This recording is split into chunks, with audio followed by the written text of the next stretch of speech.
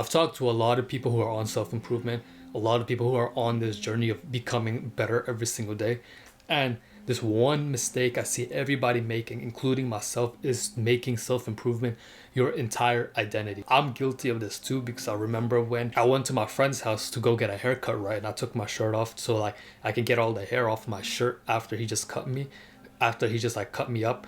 And I went and took a shower in his house. I came back out and he says, "Listen, Aman, you're fat as hell. You gonna need to go start hitting the gym." And I knew he was right. Like there was no point in arguing with him because I knew that I'm fat and I need to go hit the gym. But I never really did hit the gym because I had no motivation for it. And so I gained motivation from him because he's been going to the gym consistently for what, like 2-3 months now, and I've seen like this slight transformation in him. So I was like, if he can go to the gym for 3 months and actually make some difference in his life, why can't I do the same? And so that led me to going to the gym, that led me to meditating, that led me to reading. All these like habits that got me into self-improvement all started because of this one conversation of me going to the gym. And that eventually led to me making self-improvement my entire personality, where it's like anytime I talk to people, I would only talk to them about my own self-improvement and how I'm trying to achieve my goals and dreams in life. And it's like I have all this like planned out, like what I'm gonna do. I have this like big like morning routine, and I have this like checklist, like habit tracker thing where like I track my habits. And that is cringe as hell, bro. Like I'm gonna be honest with you, it's cringe, not in the way that it's like self-improvement is cringe. Like self-improvement is probably the best thing you could do for yourself if you want to level up in life, if you want to improve your life for the better. Self-improvement is absolutely the best and only way you can do that. But it's cringe because you are literally destroying your own progress by telling other people about your progress. There's this neurotransmitter in your brain called dopamine, and dopamine is responsible for motivating you to get work done. Dopamine comes in and motivates you to get work done. So it's like whenever you want to go eat or something, or you want to go indulge in like bad habits like smoking and drinking, you get this burst of dopamine in your system that motivates you to go and chase those desires. And once you've chased those desires, that's when you start feeling good. That's when like you get pleasure from these like activities and stuff. But not only does dopamine activate when you have an urge to partake in these habits, you get a boost in dopamine whenever you're talking about your goals, because your body can't distinguish you actually achieving your goals and you talking about it. It produces the same chemicals in your body, and it makes you feel like you're making progress in your life when you're really not. Like, have you ever wondered why it's like you tell somebody your goals or you tell somebody your dreams, and then next thing you know, you feel completely unmotivated out of nowhere?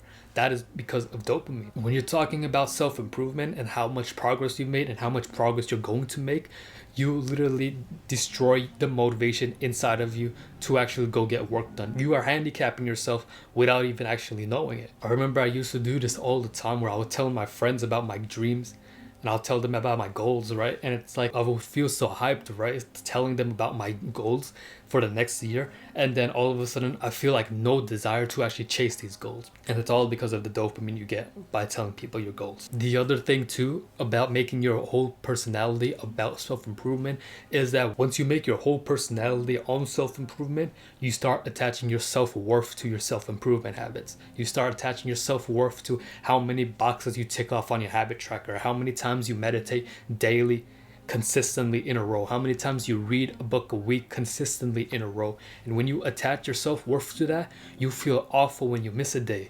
And it's like now you've turned like the one thing that's supposed to help your life and improve your life, you've turned it into a double-edged sword, where it's like if you don't do these habits, you start feeling worse about yourself. And then let's say you go like a whole week straight without doing anything at all, you go a whole week straight without meditating, you go a whole week straight without hitting the gym or anything, you start feeling like garbage because you feel like you're supposed to be doing something with your life, but now that you're not doing it, you feel like you're trash, bro. Because instead of self-improvement being an outlet for you to improve your life, you've turned it into this mental checklist of things you need to get done in order to be considered on self-improvement. And I don't know how many times I've done this, where it's like I have this habit tracker, right? And it's like I'll continuously like fill out all the habits that I do every single day, and I'll be strict with it, I'll be consistent with it. And it's like I'll miss a day, I'll miss 2 days of something, whatever, and I feel like trash, thinking, bro, why am I falling off? Like I'm supposed to be consistent with the grind and stuff. And the way to fix that is through self-acceptance, accepting you for who you are, knowing that you're going to get better every single time, like knowing that you're going to mess up from time to time, and it's okay. As long as you get back up every time you fall down, then it doesn't matter how many times you fall down if you're going to get back up every time. And you can't do that when self-improvement is your entire identity. The last point I wanted to make is that self-improvement is not the end goal. Self-improvement is called self-improvement because it's supposed to improve your life. It's supposed to take you from one place to another. And because of this, because self-improvement isn't the end goal, you need to figure out why are you on self-improvement in the first place. Why are you trying to improve yourself? Just wanting to be better is not enough. Like, you need to have a answer for it. Otherwise, you're always going to fall off self-improvement every single time. Because if you're only on self-improvement, if your whole identity is around improving yourself every single day, but you don't use those new skills you've created for yourself to transform yourself into somebody else, then it's honestly a complete waste of time. Because you don't have a reason why you're on self-improvement. Why do you want to be on self-improvement? Is it because you want to become a better father for your kids? Do you want to build a better relationship with people? Do you want to actually promote yourself and actually become a business owner or something?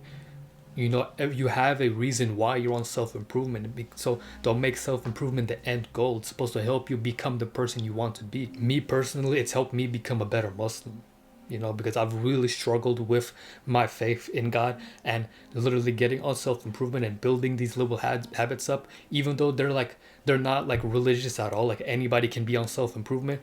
It's helped me deepen my connection with God. It's helped me become like a better Muslim, be more consistent in my prayers and all that. And so that's literally why I got onto self-improvement. And so it's like I still practice these habits that like got me to this point, but it's not like my main focus anymore, because I realized that this was never the end goal for me. It was to help me.